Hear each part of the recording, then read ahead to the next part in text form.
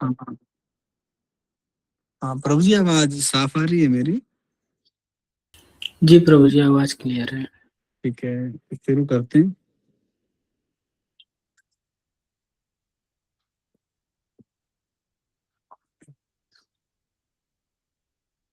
ये गीता का 18वां अध्याय, इसके विषय में हमने पहले भी सुना था कि ये जो अध्याय है वास्तव में इसमें पूरी गीता का एक प्रकार से सार दिया गया है।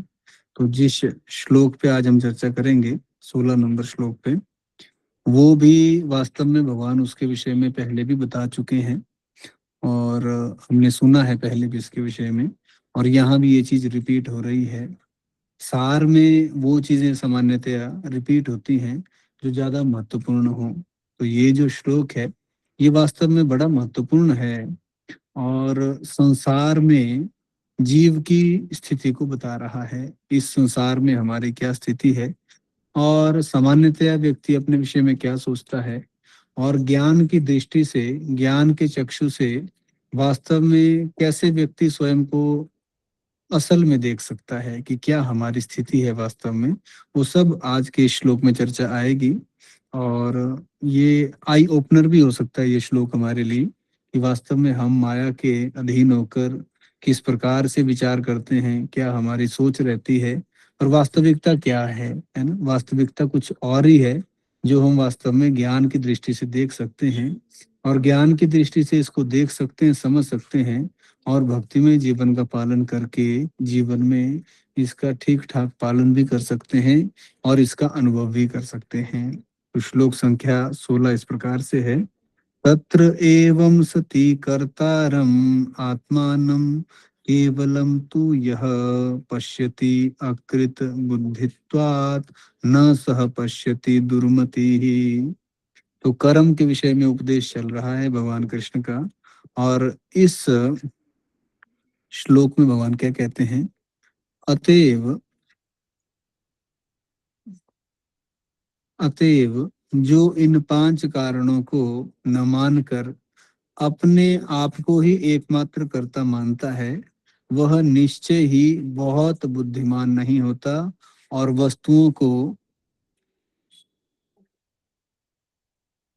सही रूप में नहीं देख सकता। पांच कारण जो बताए भगवान कृष्ण ने श्लोक श्लोक संख्या 14 और 15 में, जो इन पांच कारणों को वास्तविक कर्ता न मानकर अपने आप को ही कर्ता मानता है, वह निश्चय ही बहुत बुद्धिमान नहीं होता और वस्तुओं को सही रूप में नहीं देख सकता। इसका अर्थ हुआ कि नॉर्मली व्यक्ति अपने को कर्ता मानता है, कि मैं करता हूँ। और वास्तव में कर्ता कौन है? ये पांच कारण भगवान कृष्ण ने पांच कारण कौन से बताए थे? ये श्लोक संख्या 14 और 15 में बताए। कौन कौन से हैं ये? कर्म का स्थान, कर्ता, विभिन्न इंद्रियां, अनेक प्रकार की चेष्टाएं तथा परमात्मा। ये बताए पांच कारण। तो इन पांच कारणों के कारण व्यक्ति संसार में काम करता है। पर नॉर्मली व्यक्ति को क्या लगता है कि मैं कर रहा हूँ संसार में काम, मैं कर रहा हूँ, है ना, मैं हूँ करता।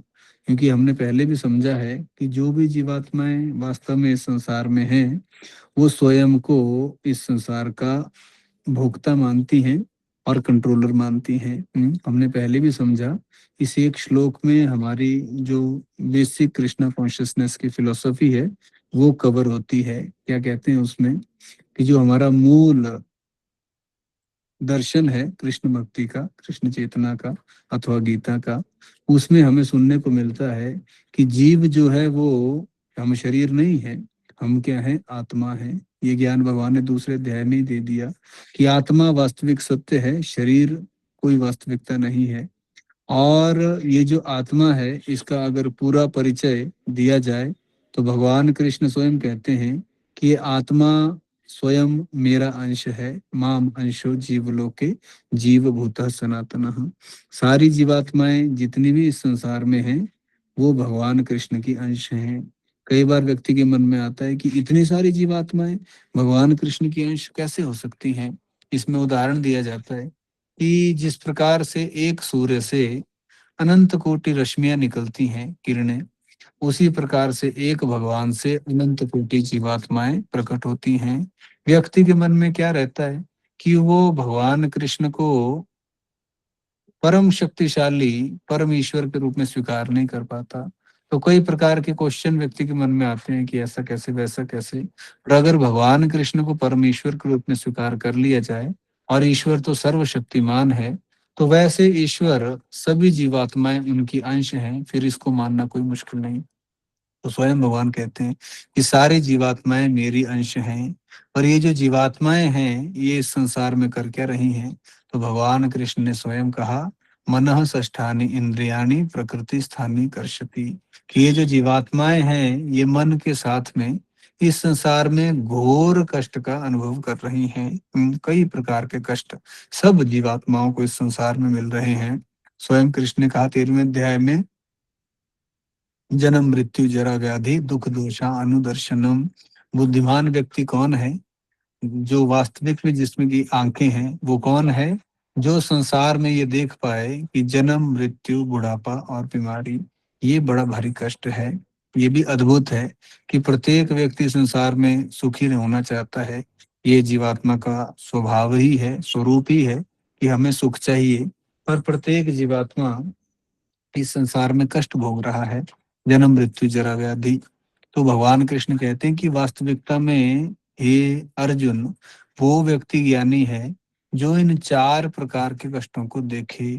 और इस पर ये प्रश्न पूछ सकता है कोई कि, है ना, चार प्रकार के कष्ट तो सभी देख रहे हैं, जन्म भी देख रहे हैं, बुढ़ापा बीमारी सब कुछ देख रहे हैं, तो इसमें देखने वाली क्या बात हो गई? और भगवान कृष्ण का कहने का अर्थ है कि देखे मतलब समझे कि जीवात्मा जो है वो तो आनंद स्वरूप है, पर ऐसी जीवात्मा संसार में कष्ट भोग रहा है।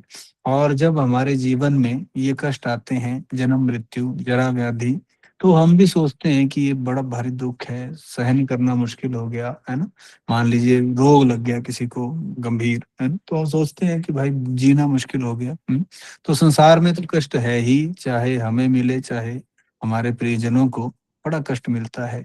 तो जीवात्मा जो भगवान कृष्ण का अंश है, संसार में कष्ट पा रहा है। इस पर यह प्रश्न उठता है कि जीवात्मा करे क्या?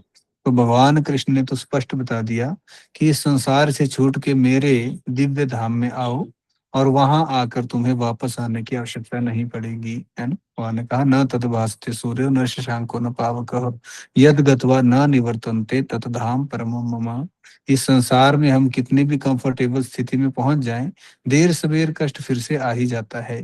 पर भगवान कृष्ण कहते हैं कि मेरा दिव्य धाम ऐसा है जो वैकुंठ है, दिव्य है, और वहां जाकर जीव को वापस नहीं आना पड़ेगा। पर इस पर प्रश्न उठता है कि जब भगवान का जीव अंश है, और अंश स्वाभाविक रूप से भगवान के धाम में, भगवान का हम अंश हैं, तो भगवान के धाम हमको होना चाहिए और हमें कष्ट भी नहीं मिलना चाहिए, है ना। क्योंकि छोटे से छोटा व्यक्ति भी होगा संसार में तो अपने बच्चों को कष्ट से बचाता है। पर भगवान कृष्ण तो सबसे बड़े हैं, और इतने बड़े भगवान के बच्चे होने पर भी हमें कष्ट क्यों मिल रहा है? तो इसका उत्तर है कि क्योंकि हम जन्म मृत्यु के फेर में इस संसार में फंसे हैं। तो हम इस संसार में हैं ही क्यों? तो भगवान कृष्ण ये जो वर्तमान श्लोक है आज का, इसमें भी कह रहे हैं, और स्पष्ट रूप से भगवान कृष्ण ने 13वें अध्याय में ये बात बताई है। 13वें अध्याय का श्लोक संख्या है वो 22 नंबर, जिसमें भगवान ने बताया कि वास्तव में जीव इस संसार में कर क्या रहा है। क्या कहा भगवान ने उस श्लोक में? वो इस वर्तमान श्लोक से जुड़ा हुआ है एक्चुअली, है ना, तब उसको समझना आवश्यक है। भगवान ने कहा उस श्लोक में, श्लोक संख्या 22 में 13वें अध्याय का, पुरुषः प्रकृतिस्थो ही भुंक्ते प्रकृति जान गुणान कारणम गुणो संगो अस्य सत असत योनिषु जन्मसु। भगवान ने कहा ये जो जीव है ना, सभी प्रकार की जीवात्माएं, इस प्रकार जीव प्रकृति के 3 गुणों का भोग करता हुआ प्रकृति में ही जीवन बिताता है। यह उस प्रकृति के साथ उसकी संगति के कारण है। इस तरह उसे उत्तम तथा यह अधम योनियां मिलती हैं। तो क्या कहा भगवान ने? भगवान कृष्ण ने कहा कि जो जीवात्मा है वह प्रकृति का भोग करना चाहता है ना। तो हमारे बंधन का कारण क्या है संसार में? क्योंकि हम संसार में भोग करना चाहते हैं। हम में से प्रत्येक जो भी व्यक्ति संसार में फंसे हैं जन्म मृत्यु के चक्कर में, वो इस संसार में भोग करना चाहते हैं वास्तव में। इसी कारण हम इस भौतिक जगत में रह रहे हैं। एक मिनट होल्ड कीजिए।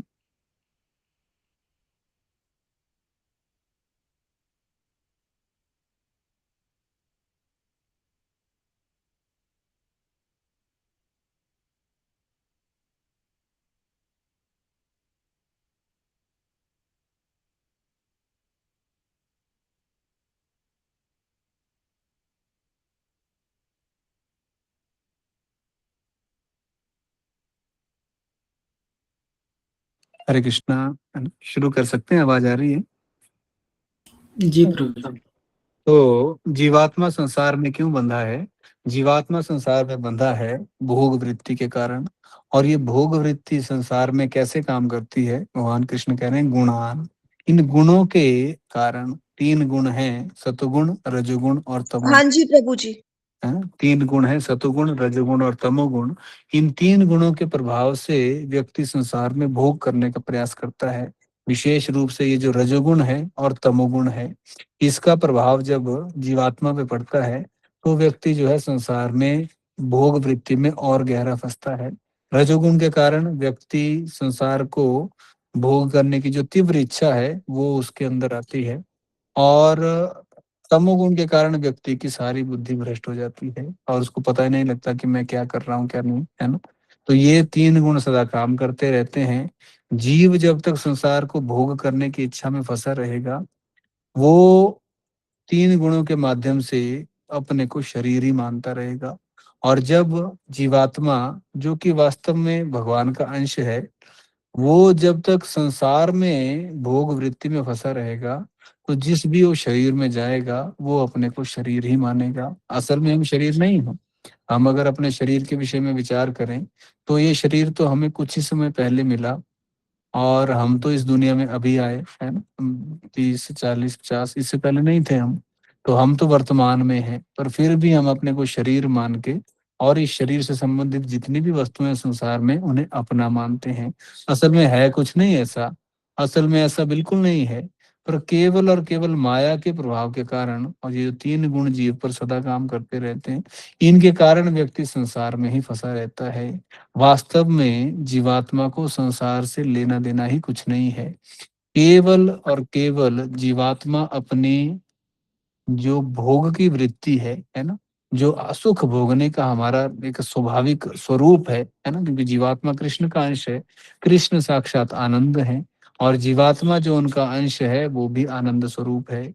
तो हम तो संसार में सुख चाहते हैं, पर जो तीन गुणों से युक्त होकर हम संसार में सुख चाहते हैं, जिस क्वालिटी का सुख हमें मिलता है संसार में, वो हमें संतुष्ट नहीं करता। इस कारण हमें जन्म मृत्यु के चक्कर में फंसना पड़ता है और वास्तविक ज्ञान भी हमें नहीं मिलता तीन गुणों में फंसे होने के कारण। और जो ऐसी स्थिति में व्यक्ति रहता है, वो अपने को शरीर ही मानता है और उसे लगता है कि शरीर से मैं शरीर हूँ और शरीर से जो भी संबंधित चीजें हैं वो मेरी हैं। शरीर से काम करने वाला मैं हूँ, बुद्धिमान हूँ तो मैं, शक्तिमान हूं तो मैं, है ना, गुणवान हूं तो मैं, है ना। इस तरह से व्यक्ति इस संसार में मोह में फंसता है। ईमानदारी से व्यक्ति काम नहीं कर पाता। उसको लगता है कि बस मैं ही मैं हूँ, सब कुछ मैं हूँ। इस प्रकार से ये तीन गुण जो हैं व्यक्ति को मूर्ख बनाते हैं। अगर संसार में मान लीजिए हमने कुछ अकम्प्लिश किया भी, तो भगवान कृष्ण कहते हैं कि पांच चीजें हैं इसके लिए। कर्म का स्थान यानी शरीर, है ना। ये शरीर हम नहीं है, ये शरीर हमको प्रकृति ने दिया है। ये समझना बहुत मुश्किल नहीं है। क्यों? क्योंकि ये शरीर जो है पांच तत्वों का बना है, पृथ्वी जल अग्नि वायु आकाश।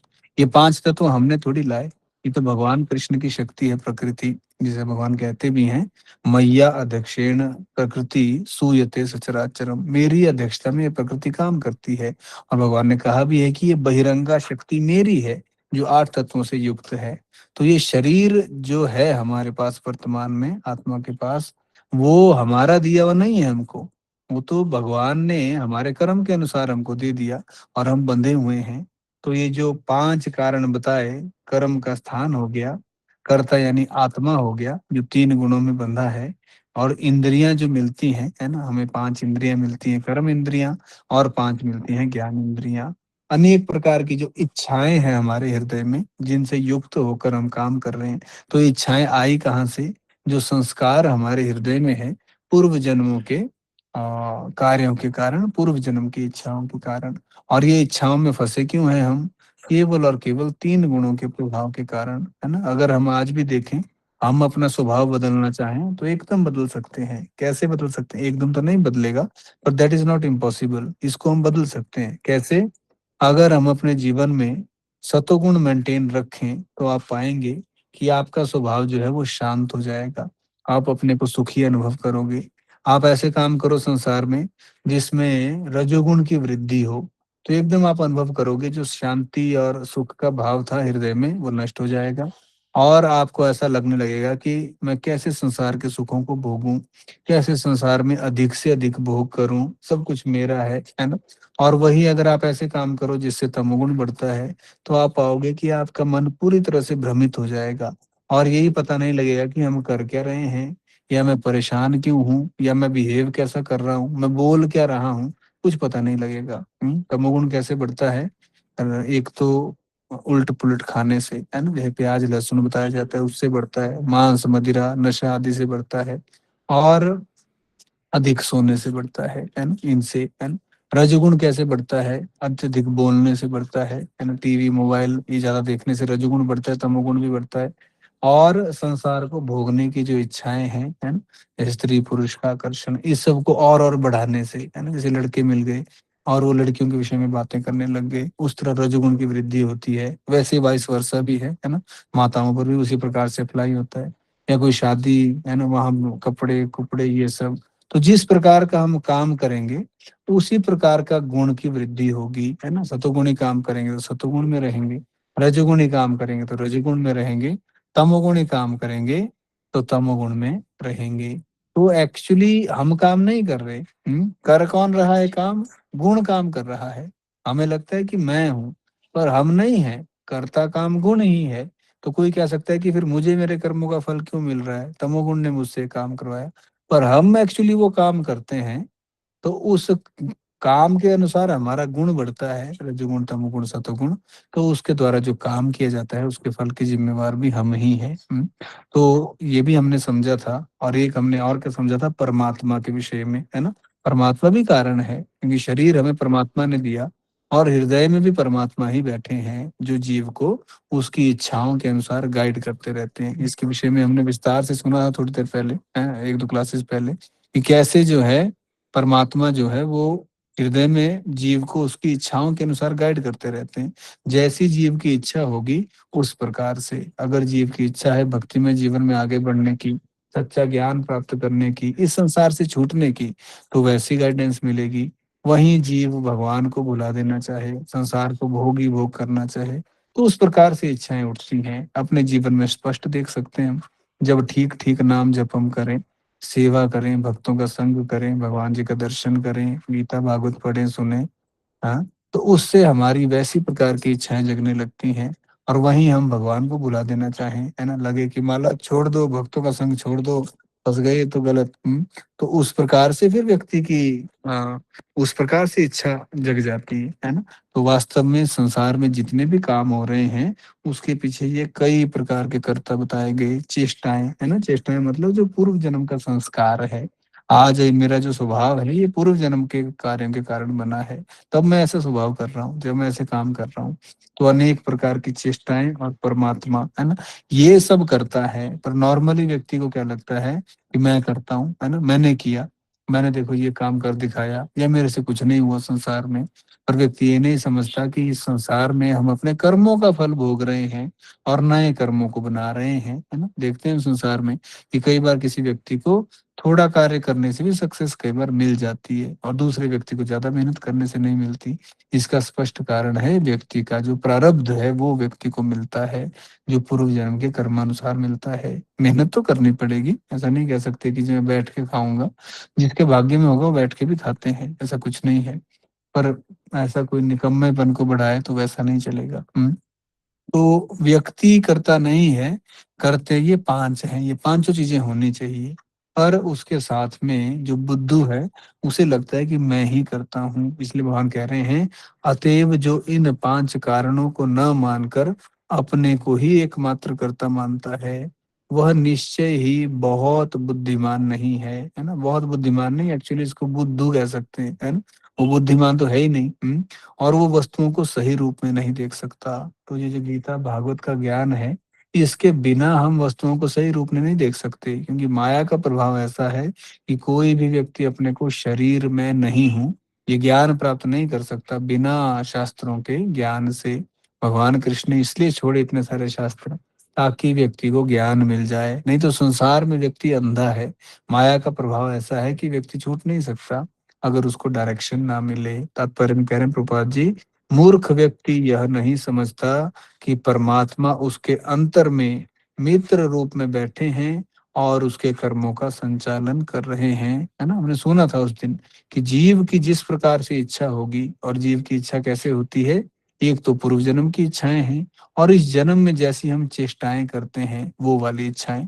उदाहरण के लिए, पूर्व जन्म में हो सकता है हम सब ने मोबाइल ना देखा हो, पर वर्तमान जन्म में तो मोबाइल देख देख के हमने नई संस्कार पैदा कर लिया मोबाइल देखने का। अब मान लो आगे जन्म मिलता है किसी को फिर से मनुष्य का, तो बचपन से ही मोबाइल देखेगा। मोबाइल के प्रति और आसक्ति होगी। तो ये तो चलो एक उदाहरण है। पर इस प्रकार से व्यक्ति, है ना, उसकी बहुत सारी इच्छाएं हैं हृदय में, तो परमात्मा उसकी इच्छाएं जानते हैं। तो जिस प्रकार की इच्छा जीवात्मा करता है, उसी प्रकार से परमात्मा हृदय में उसको गाइड करते हैं। तो ये मित्र हैं वास्तव में, है ना। कब समाप्त होंगी भौतिक इच्छाएं? जब दिव्य आध्यात्मिक इच्छाएं जगेंगी, है ना। इसीलिए भक्ति में जीवन है कि हम दिव्य आध्यात्मिक इच्छाओं को जागृत करने का प्रयास करें। इच्छा से विहीन नहीं हो सकते हम, पर दिव्य आध्यात्मिक इच्छाएं, जैसे अक्रूर जी जब वृंदावन गए तो उनका हृदय इच्छाओं से भरा हुआ था, इच्छाओं से विहीन नहीं था। आप पढ़ेंगे अक्रूर जी, वो जब बैठे रथ के ऊपर और वृंदावन के लिए चले, तो सारे रास्ते श्री कृष्ण के विषय में स्मरण कर रहे थे, विचार कर रहे थे, कब मुझे श्री कृष्ण के चरणों का दर्शन मिलेगा, श्री कृष्ण अपने हाथ को मेरे सिर पे रख देंगे, मैं कृष्ण का गुणगान कब करूंगा, मैं कृष्ण के मुखमंडल का दर्शन करूंगा, कृष्ण के सुंदर नेत्रों का दर्शन करूंगा, उनकी अलकों का दर्शन करूंगा। कृष्ण और बलराम मुझे चाचा कहकर पुकारेंगे, मुझे घर में ले जाएंगे पकड़ के, है ना। पूरा मेरा जैसे चाचा का सत्कार होता है, मुझे स्वीकार करेंगे अपने भक्त के रूप में। तो अक्रूर जी का हृदय भरा हुआ था, जैसे हम तुलसी आरती गाते हैं, है ना। मोर ये अभिलाष विलास कुंजे दियो वास, नयन हेरी सदा युगल रूप राशि। मेरी अभिलाषा है कि मैं निकुंज में रहूं और वहां राधा कृष्ण का दर्शन करते रहूं।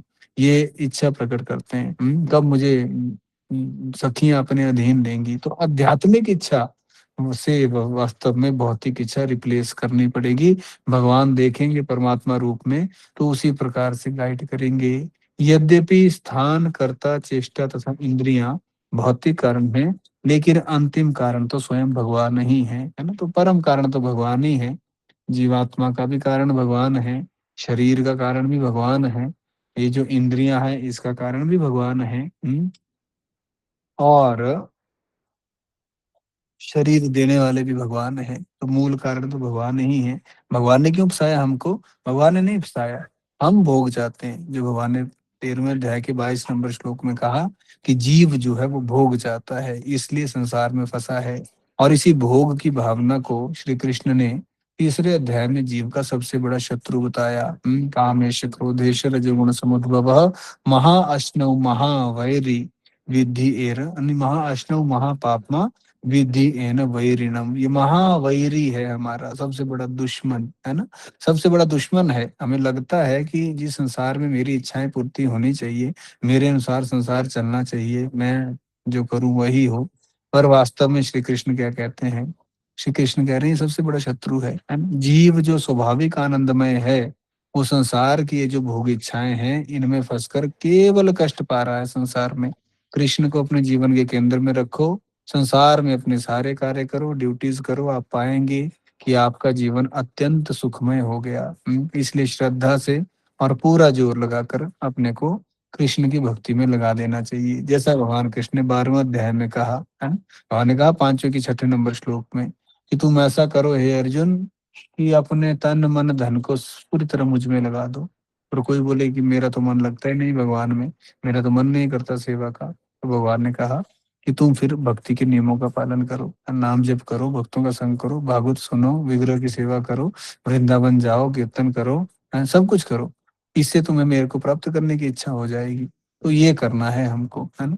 तो एक लाइन और है, आ, अतएव मनुष्य को चाहिए कि के चार भौतिक कारणों को ही न देखे, अपितु परम सक्षम कारण को भी देखे। परम सक्षम माने भगवान। जो परमेश्वर को नहीं देखता वो अपने आप को ही कर्ता मानता है ना। हम सोचते हैं हम करता है, हम संसार में पालन करने वाले हैं, संसार को चलाने वाला मैं हूँ, पर वास्तव में श्री भगवान है ना। चलिए, बहुत बहुत धन्यवाद। हरे कृष्णा। आप सभी भक्तों के चरणों में दंडवत प्रणाम जी। प्रभु जी, क्या हम कुछ प्रश्न ले सकते हैं? जी जी प्रभु जी। तो जिन भी डिवोटीज का प्रश्न है वो अपना हैंड रेज कर सकते हैं। डिवोटी से रिक्वेस्ट है कि अपने सेशन से रिलेटेड ही प्रश्न पूछें। तो ज्योति माता जी, आप अपना अनम्यूट करके प्रश्न पूछ सकते हैं। हरे कृष्णा प्रभु जी, हरे कृष्णा। सभी को सादर प्रणाम। प्रभु जी, आई वांट टू आस्क, जैसे आप अभी बोल रहे थे कुछ लोग खुद को कर्ता मानते हैं, तो इस वैरायटी के लोग तो हर जगह मिल जाएंगे। ये आपको साइकेट्रिस्ट भी मिल जाएंगे इस वैरायटी में, साइकोलॉजिस्ट भी मिल जाएंगे, हर प्रोफेशन में, हर प्रांत में, हर जगह आपको ऐसे लोग मिलेंगे। तो how to deal with them? मतलब ऐसा नहीं है कि पाठ नहीं करते, पाठ करेंगे, but where it comes to accepting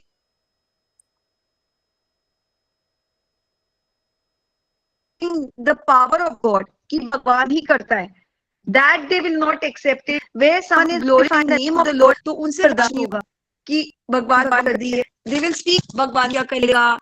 So how to deal with such people? Just ignore and pray for them. रोगी के प्रभु खंडो रो, because they are materially diseased. They consider themselves as the doer. अपने आप को ही समझते हैं भगवान क्या करेगा। वैसे तो इस संसार में जितने भी जीव जन्म मृत्यु के चक्कर में हैं, वो सभी अपने को कर्ता मानते हैं, इंक्लूडिंग हम सभी। हम सभी को ये बीमारी है वास्तव में, है ना। ये जो वास्तव में काफी आगे जब भक्ति में हम बढ़ते हैं, उसके बाद ऐसा अनुभव होने लगता है व्यक्ति को, जो सच्ची विनम्रता आती है शुद्ध भक्तों को, जब वो भगवान का हाथ सब जगह देखना चाहते हैं। शुरू में तो ऐसा ही लगता है कि हम ही हैं, पर नॉर्मली ऐसा आप कह रहे हैं कि संसार में लोग भगवान के विरोधी भी हैं, और हम अगर भक्ति करने लगे तो उनको तकलीफ होती है। तो आप अगर मतलब घर के बाहर के लोग हैं तो इग्नोर करिए उनको, और घर के अंदर के हैं तो फिर आप उनको भक्त बनाने का प्रयास करें। और अगर वो भक्त नहीं बन रहे तो फिर थोड़ा वहां भी आपको इस तरह से डील करना पड़ेगा कि वो आपको भक्ति में व्यवधान उत्पन्न ना करें। पर नॉर्मली हमारा जो अनुभव है, नॉर्मल, सभी के लिए नहीं, नॉर्मली जो मैक्सिमम पीपल में देखा हमने, कि अगर हमारा व्यवहार ठीक हो तो सामने वाले का व्यवहार भी अच्छा रहता है नॉर्मली, है ना। पर कई बार कुछ असुर हो सकते हैं जो प्रॉब्लम ही क्रिएट करें। पर वैसे नॉर्मली अगर हम अपना व्यवहार न पतोला रखेंगे तो सामने वाले का भी अच्छा होगा। जैसा कि कहते भी हैं कि हमारा जो व्यवहार है वो शीशे के समान है ना। जैसा शीशे में हम दिखाई पड़ता है अपनी शक्ल, तो नॉर्मली व्यवहार में भी वैसा ही देखा हमने, तो है ना, जो हमारा अनुभव है। तो पता नहीं, अब तो माया का प्रभाव बहुत बढ़ गया, तो असुरों की संख्या भी बढ़ रही है, तो हो सकता है कोई हमें वैसे ही तंग करता रहे, तो इग्नोर भी करना पड़ेगा। No Prabhu ji, according to me, मेरे हिसाब से ये कॉन्फ्लिक्टिंग रोल है। हम सबके अंदर तीन गुणास है ना, सत्वगुण, रजोगुण, तमोगुण। एट टाइम्स आवाज मे बी कट रही है, पता नहीं एक्सट्रीमली मेरा सिग्नल। डिवोशनल। हाँ जी, मैं ये कह रही हूँ, I think it is a game of three gunas. प्रकृति के तीन गुण है ना, कई बार हो सकता है उनमें तमोगुण की वृद्धि हो जाती हो, कई बार सतोगुण की वृद्धि हो जाती है। इट्स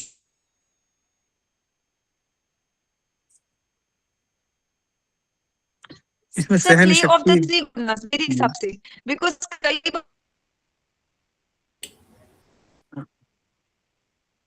वही लोग बहुत भक्ति कर रही होती है, पाठ कर रही होती है, भगवान भगवान भगवान कर रही होती है। हाँ, ये आवाज जो, हाँ, कट रही है, पर मैं समझ गया कि अगर वो लोग भगवान, हाँ, अभी मैं समझ गया प्रश्न आपका। जो व्यक्ति अच्छा व्यवहार कर रहा है ना बीच में, भगवान के प्रति अनुकूल है, तो उसको तो भक्त बनाया जा सकता है। अगर हम अच्छा व्यवहार करेंगे तो वो भक्त बन सकता है, क्योंकि उसके हृदय में भक्ति है। एक बार क्या हुआ कि हमारे इस्कॉन के भक्त कहीं कुछ प्रचार कर रहे थे, तो पुलिस जो है शुरू में ठीक थी, उनके साथ कोऑपरेट कर रही थी, पर बाद में पुलिस ने कोऑपरेट करना बंद कर दिया और इतना नॉन कोऑपरेट किया कि हमें फंक्शन करना मुश्किल हो गया इस्कॉन को वहाँ। तो भक्तगण परेशान हुए कि कैसा, ये पुलिस तो कोऑपरेट ही नहीं कर रही। तो वहाँ जय पताका स्वामी महाराज जी आए, तो भक्तगण साथ में चले और महाराज जी चले आगे आगे, भक्तगण चले पीछे पीछे। तो भक्त सोच रहे थे कि महाराज जी पता नहीं पुलिस स्टेशन में जाके आज क्या ही कर देंगे, वो सोच रहे थे शायद मारपीट ही ना हो जाए। महाराज सबसे आगे चले हुए थे और महाराज जी जैसे ही आए पुलिस स्टेशन में, उन्होंने सीधा चरण पकड़े एसएचओ के, और एसएचओ तो अपनी सीट से उछल गया, वो तो महाराज की चरण पकड़ने लगा। तो अगर वैसे नॉर्मली, जो मैं कहा कि नॉर्मली हमारे व्यवहार से लोग, अ, अगर हम अपना व्यवहार मैच्योर रखेंगे तो लोग भी आगे से मैच्योर व्यवहार करते हैं। होता क्या है कि कई बार हो सकता है उनको कुछ बुरी लग जाए हमारी बात, है ना। तो इसमें जो हमने, मेरा एक्सपीरियंस है पर्सनल, कि अगर हमारा व्यवहार ठीक होगा तो सामने वाला भी ठीक ही करता है, ऐसा कुछ नहीं है। कभी कोई पूर्व जन्म के कारण कोई दुश्मनी हो जाए, हो सकता है किसी स्त्री का पति बड़ा ही एंटी हो जाए उसके, वो अलग बात है, या किसी की पत्नी बिल्कुल भगवान के एंटी हो जाए, किसी के बच्चे भी अगर ऐसे एंटी हो जाते हैं, वो अलग बात है। पर अगर कोई श्रद्धा दिखा रहे हैं भगवान के लिए, तो अगर हमारा व्यवहार ठीक होगा तो वो भक्त बन जाएंगे, ऐसा कुछ नहीं है। और मान लो कोई तंगी कर रहा है तो इग्नोर करना पड़ेगा, त्रिणादपि सुनिचीन वाला जो श्लोक आता है उसको जीवन में बकायदा पालन करना पड़ेगा। Prabhuji, I read somewhere that those who give their lives to Almighty, surrender their lives to Almighty, they see God's hand in everything. जो भी होता है ना जिंदगी में, कोई तुम्हें जैसे भी बिहेव कर रहा है, good bad whatsoever, every experience they see there is God's hand in it. So it will be something good. And Prabhuji, the 26 Vaishnava qualities which I have read, वो सतोगुण में आती हैं और they are transcendental. Divya, Divya है, सतोगुण में प्रकट होना शुरू होती है, दिव्य है, 3 गुणों से परे। Okay okay full. तो हमें, मेरे हिसाब से तो अगर हम सीधा ये प्रे कर दे समस्त लोका सुखिनो भवन्तु, चाहे इनसाइडर्स हो चाहे आउटसाइडर्स हो, I think that will work wonders.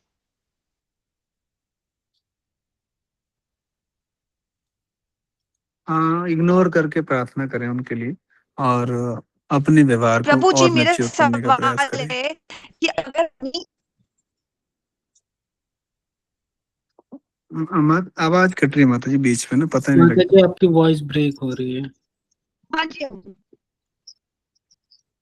Okay okay thank you. प्रभु ये चैट बॉक्स पे एक क्वेश्चन है, माता जी ने कोई क्वेश्चन लिखा है, प्लीज आंसर दैट। काले जादू पे दिखा था मुझे, क्या प्रश्न है? जैसा ब्लैक मैजिक होता है और स्लीपिंग पैरालिसिस में डीमंस अटैक होते हैं और वे एंटिटीज हमारे साथ रॉन्ग एक्टिविटीज करते हैं या फिर हमारे ब्रेन और माइंड को कंट्रोल करते हैं और हमसे ही रॉन्ग एक्टिविटीज करवाते हैं रात में सोते हुए और हमें हार्म करते हैं, तो इसका कर्मा किसको मिलेगा, हमें या उस एंटिटी को जिसने ये ब्लैक मैजिक करवाया है हमारे ऊपर? मतलब किसी ने हमें जादू कर दिया, पोजेस कर दिया, फिर हम कोई गलत काम करते हैं तो किसको मिलेगा? इसका फल तो अगर हम अपने आपे में नहीं है तो डेफिनेटली जिसने वो जादू किया है ना, उस पर ही लगेगा। भूत पर तो क्या ही लगेगा, वो तो पहले ही भोग योनि, तो पहले ही कष्ट में है, प्रेत तो कष्ट ही भोग रहे हैं। पर जो करवा रहा है ये जादू, है ना, जिसने ये किया है या किसी और से करवाया है, वो दोनों इसके भोग के भागीदार होंगे। पर भक्तों को मैंने तो यही देखा कि भक्त अगर अच्छे से नाम जप करते हैं और किसी की दिक्कत ज्यादा हो तो नरसिंह कवच अगर पाठ करें रेगुलरली 3 टाइम, तो उसको फर्क पड़ता हुआ तो मेरा पर्सनल अनुभव है। और ये चीजें तो चलो हैं ही, इनको हम मना नहीं करते, शास्त्र इसका प्रमाण है। पर जो साफ सुथरा रहेगा, नाम जप अच्छे से करेगा और ज्यादा दिक्कत हो तो नरसिंह कवच, है ना, तो उससे रक्षा तो होती है। ठीक प्रभु है प्रभु जी, जी। हरे कृष्णा। बहुत बहुत धन्यवाद प्रभु जी। ज्योति माता जी आपकी वॉइस अगर ब्रेक हो रही है, तो आप शायद का आपका प्रश्न हमें समझ में डिवोटी ना आ पे पाए। ये सब हो जाए, किसी डिवोटी पे ये सब, क्या हमारे भगवान कमजोर है जो हमारी रक्षा कर सकते? मेरे हिसाब से तो नहीं करती। अगर किसी और लाइफ का कोई कर्मा हो जिससे इफेक्ट कर जाए तो मुझे पता नहीं, पर इस लाइफ में अगर कोई भगवान को याद कर रहा है, स्मरण करता है, कोई भी पाठ करता है, आई डोंट थिंक भगवान जी इफेक्ट होने देते हैं, because God is very loving and compassionate and he is more than enough to safeguard his devotees. अगर किसी पास्ट लाइफ का कोई कर्मा आगे इस तरह से आया हो कि डिवोटी पे असर पड़ जाए, then I can't say anything, क्योंकि devotees don't believe in all this, they just believe in the God almighty. नहीं नहीं, बिलीव तो करना पड़ेगा क्योंकि ये सत्य है ना, ऐसा नहीं है, शास्त्र इसका प्रमाण है। हम कथा सुनते हैं भागवत की महानता की, जो गोकर्ण और धुंधुभी की आती है, तो प्रेत योनि में था, प्रेतों की तो बहुत सारी कथाएं शास्त्र में आती हैं।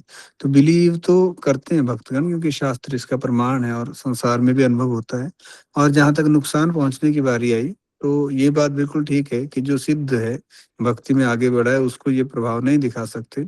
पर जो हम जैसा है, हमको तो दिखा ही सकता है, हमारी भक्ति वहां कहाँ पहुंची है अभी इतने ऊपर। तो हम मान लो पाप कर्म करते थे, इनको पाप कर्म यानी इंद्र तृप्ति करते हैं, तो फिर तो हम प्रोन हो गए, है ना। तो हमारा वो लेवल नहीं समझता मैं कि हम इसको, हमारे को प्रेत को नुकसान नहीं पहुंचा सकता। पर नॉर्मली जो 16 माला कर रहे हैं, साफ सुथरे रहते हैं, नियमों का पालन ठीक करते हैं, और उन पे प्रभाव इसका कम होता है। पर ऐसा बोलें कि प्रभाव कर नहीं सकते, ये प्रभाव कर सकते हैं, क्योंकि ये भी तो एक प्रकार के जीव ही हैं, है ना। तो ये कर सकते हैं कुछ ना कुछ प्रभाव, पर भक्तों के जीवन में ये कंट्रोल हो जाता है, और क्योंकि वो शुद्ध रहते हैं, तो ये चीजें अटैक ही तब करती हैं जब आदमी अशुद्ध हो, है ना। और ज्यादा दिक्कत हो किसी को, तो नरसिंह कवच उसकी पूरी रक्षा करता है। हरे कृष्ण। बहुत बहुत धन्यवाद प्रभु जी, इतना अच्छा सेशन लेने के लिए और सभी प्रश्नों का इतने अच्छे से उत्तर देने के लिए। तो हम सभी प्रभु जी का एक बार फिर से धन्यवाद करेंगे बाय लाउडली चैंटिंग हरे कृष्ण महामंत्र। हरे कृष्ण कृष्ण कृष्ण हरे हरे, हरे राम हरे हरे राम राम राम हरे हरे। हरे कृष्ण प्रभु जी, बहुत बहुत दंडन, धन्यवाद। हरे कृष्ण, दंडन जी। प्रणाम। आप सभी भक्तों का भी बहुत बहुत धन्यवाद कि आप यही रोज सेशन ज्वाइन करते हैं। और तो हम अपने सेशन को यही विराम देते हैं। जगत गुरु श्रील प्रभुपाद की जय, संवेद गौर भक्त वृंद की जय, निताय निताय गौर प्रेमानंदे, हरि हरि बोल। हरे कृष्ण, धन्यवाद।